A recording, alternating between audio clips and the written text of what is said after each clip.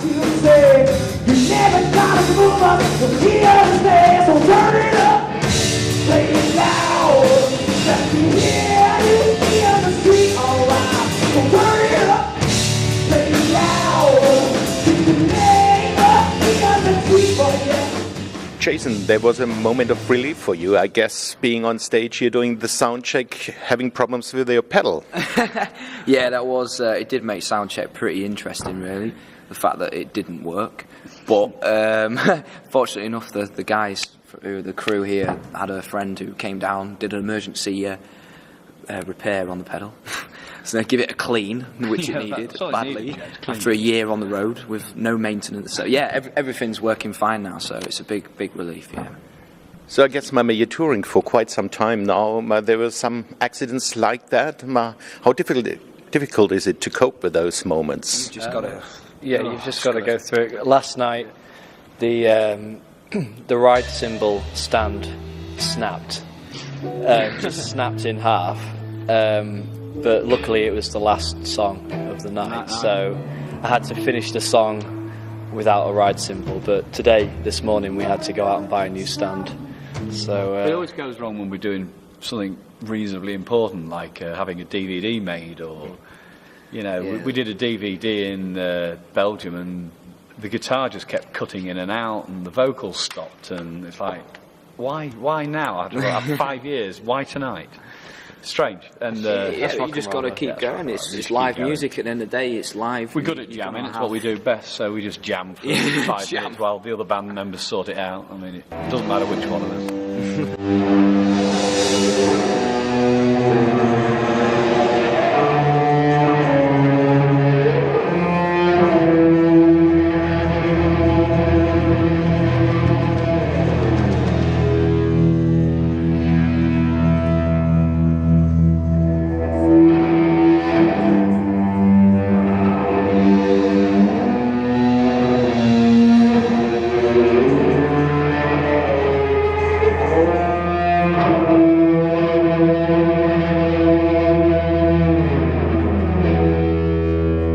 It looks like, reading the magazines or the online magazines, that the Brew is the next big thing coming from Britain. Looks like a kind of overnight success, but it was quite a long time to get there, I guess. It's the famous comment of it takes 10 years to become an overnight success.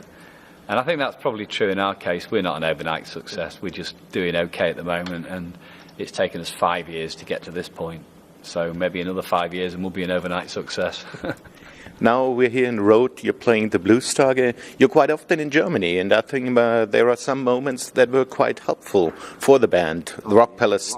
Yeah, that was a big leap for us, and we was honoured to be able to play on that show, actually, and it's really helped us. It's got us in front of a lot of people in Germany, and it's great. We've noticed, especially on this tour, that the audiences are just getting so much bigger, and they're so enthusiastic as well, which is fantastic, really dig the music. So yeah, it was a big turning point for us, Rob. Looking at both of you, well, you weren't even born when Did I tell you? Something always goes wrong when we're doing an interview. No, you're playing music that became popular when you weren't even born. How did you discover Led Zeppelin, Hendrix, and all those guys?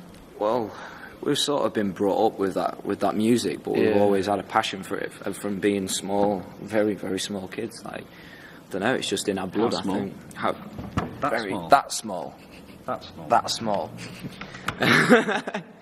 And I don't know. It's just always been a part of our life, that music, and what we want to do now really is sort of recreate that style, but with a modern edge as well. Keep the raw retro edge to it. I discovered that music quite late on because when I was younger, I used to listen to things like the Spice Girls and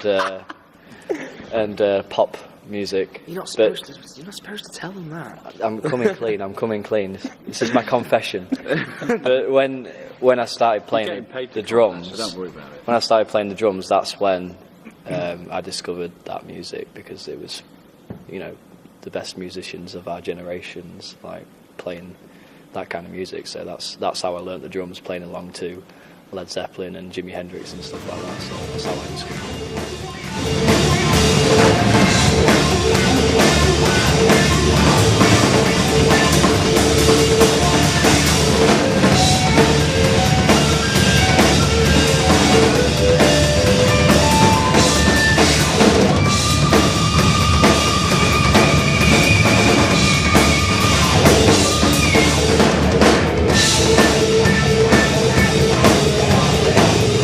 You're touring a lot. Who's paying attention?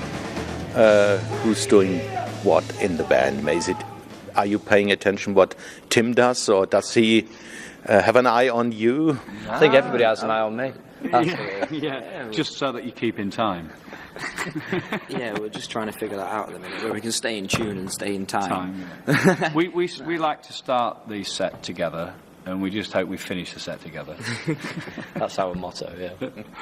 No, I mean, to be honest, it's a strange understanding. We jam in many of the songs. I mean, truly jam. I mean, it's not rehearsed, and it just seems to all work.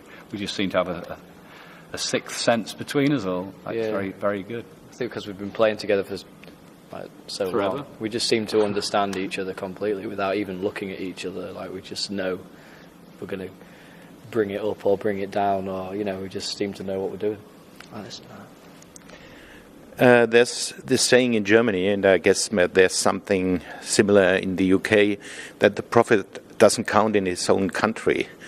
I think in a way that's a little bit the situation of the Brew at the moment. It certainly looks that way. I think the problem is in the UK most music is fashion driven.